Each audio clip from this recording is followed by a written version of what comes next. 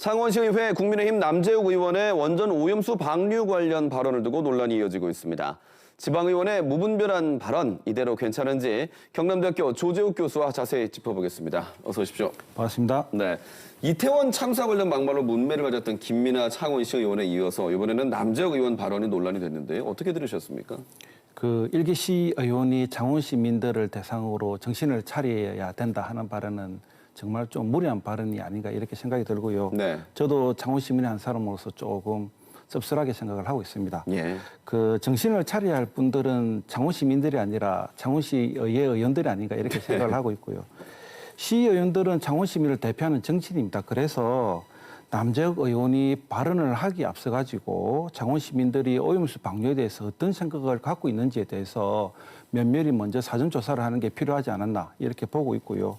여론조사를 보니까 한국인의 한 85% 가까이가 오염수 방류에 대해서 반대를 한다는 그런 의사를 표현을 하고 있습니다. 그렇다면 연안에 인접해 있는 우리 창원 시민들도 이 정도의 수치를 여론조사 수치를 보이지 않을까 이렇게 생각을 하고 있는데 저는 남재욱 의원이 국민의힘 소속이다 보니까 정부의 방침에 일정 부분 편성하고 지지하는 것은 이해는 하는데 이번 오염수 방류 사태는 창원 시민의 건강 문제와 직결되고 있잖아요. 예. 그리고 이제 자라나는 우리 청소년들, 어린애들에게 상당한 영향을 미칠 수가 있는데 그런 측면에서 볼 때 남재욱 의원의 발언은 우리 창원 시민들의 수준을 너무 우습게 알고 간과하고 너무 쉽게 내뱉은 발언이다 이렇게 보고 있고요. 예. 이런 상황이 이제 주기적으로 발생하는 것은 무엇보다도 개개인 의원의 자질 문제도 있고 또 이와 함께 소속 정당에 대한 과잉 충성을 하려고 하는 그런 의도가 있다 보니까 네. 이런 현상이 벌어지고 있는 것 같습니다. 그래서 그런지 어제 저희 보도를 보면 본인은 문제될 것이 없다라고 생각을 한다고 했고요.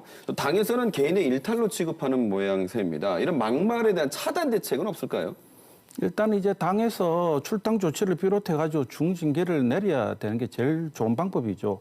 그리고 다음 선거에서 공천을 배제하는 모습을 보여줘야만 이런 이제 사례를 보여줘야만 당선된 의원들이 조심해서 발언을 하고 일탈 행위를 안 할 수가 있거든요. 예. 그러니까 처음부터 공천을 제대로 했으면 이런 현상은 벌어질 가능성이 매우 낮다고 보시면 되고요.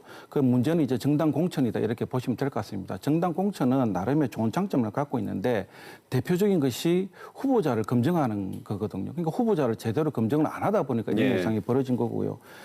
참신하고 도덕적이고 개혁적이고 또 우리 지역을 정말로 사랑하는 일꾼들을 그런 사람들을 공천했으면 지방의원들의 막말 일탈 행위가 줄어들 가능성이 꽤 높지 않느냐 네. 이렇게 보고 있습니다. 지방의회 차원에서도요. 사실은 윤리심사자문위원회가 있어서 징계 권고도 하고 합니다만 의회에서 받지를 않습니다. 그럼 보완 방안이 좀 있겠습니까? 국회도 그렇고 지방의회도 그렇고 윤리특위가 있습니다. 네. 윤리특위에는 윤리심사자문위원회를 두고 있는데요. 창원시 윤리특위 조문에 뭐라고 명시가 되어 있냐면 자문위원회에서 내린 결정은 윤리특위가 존중을 해야 된다. 그렇게 이제 명시가 되어 있습니다.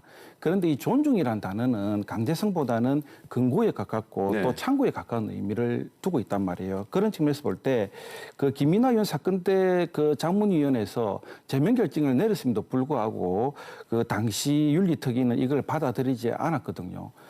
이 당시에 윤리특위에서 활동했던 국민의힘 소속 의원들은 뭐라고 이야기를 했냐면 자문위원회는 말 그대로 자문을 하는 곳이지 결정을 내리는 곳은 아니다. 그래서 예. 우리가 그 결정을 받아들일 필요는 없다라고 언급을 했습니다. 그런 측면에서 볼 때 자문위원회가 갖고 있는 한계성은 분명하다 이렇게 보시면 될 것 같습니다.